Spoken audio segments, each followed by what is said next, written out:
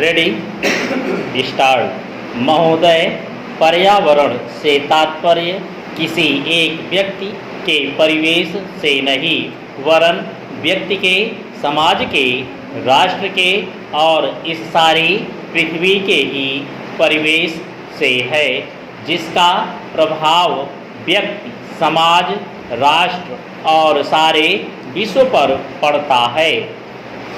पर्यावरण से तात्पर्य पेड़ पौधों, नदी पहाड़ या किसी तंत्र विशेष से नहीं वरन उस समग्र वास्तविकता से है जिस पर मानव मात्र का अस्तित्व और उसका संपूर्ण आध्यात्मिक एवं भौतिक विकास निर्भर है। अस्तित्व केवल शारीरिक स्वास्थ्य ही नहीं, मानसिक भी।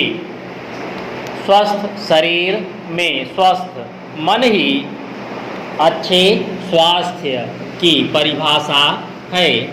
शारीरिक स्वास्थ्य हमारे आहार पर निर्भर है, जिसका स्रोत इस पृथ्वी का जल थल वायुमंडल है।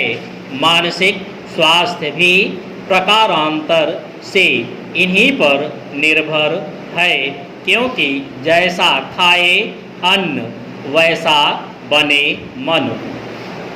स्वस्थ जीवन पर सबसे अधिक प्रभाव हमारे चिंतन का है, हमारी परंपराओं का है, उन सब परिस्थितियों का पड़ता है जो हमारे ऊपर आरोपित हैं या की गई हैं या की जा रही हैं।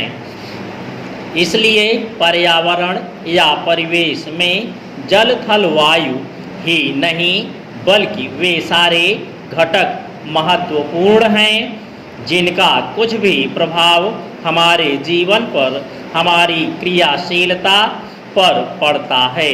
हमारे विचार, हमारे आचरण और हमारी परंपराएं एवं संस्कृति आदि। चेंज सदा से मानव की आकांक्षा उन्नति और विकास की रही है। जगत का अर्थ ही है गतिमान और गति दोनों ओर संभव है, उन्नत की ओर भी और अवनत की ओर भी। पहली को हम प्रगति कहते हैं, दूसरी को अगति, विगति, अधोगति या दुर्गति कह सकते हैं। वास्तव में मनुष्य ऐसा जटिल प्राणी है जिसमें अनेक विरोधाभासी और असंगत प्रतीत होने वाली प्रवृत्तियां और प्रक्रियाएं होती हैं। वह कानून और व्यवस्था की मांग करता है, किंतु चलचित्र, दूरदर्शन आदि में स्वतः भड़की हिंसा या खेलों में युक्तिपूर्वक की गई हिंसा अथवा अनीति से मंत्रमुग्ध भी हो जाता है। मनुष्य अपनी ही जाति या वर्ग के व्यक्तियों के प्रति प्रायः बहुत अधिक प्रतिद्वंद्वी होता है, किंतु कोई बाहरी खतरा उपस्थित होने पर उनके प्रति हद से ज़्यादा सहयोगी बन जाता है।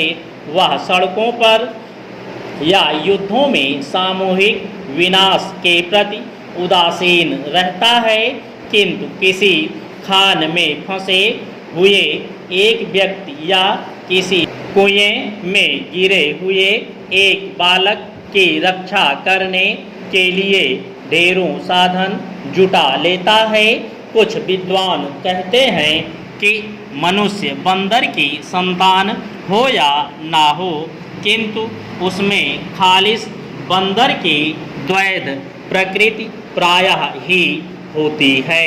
उसमें शाकाहारी बंदरों की भांति वृक्षों में उछल कूद करने की प्रवृत्ति तो होती ही है, साथ ही ऐसे बंदरों का स्वाभाविक जिज्ञासा भी होती है जो अत्यंत संगठित गिरोहों में रहते हैं। और भांति भांति का मांस खाने में मजा लेते हैं। मनुष्य की ऐसी परस्पर विरोधी इच्छाओं आकांक्षाओं से निपटना असंभव होता है, फिर भी किसी प्रकार का संतुलित मध्यम मार्ग अपनाना अनिवार्य होता है। यही बुद्धिमानी का रास्ता है।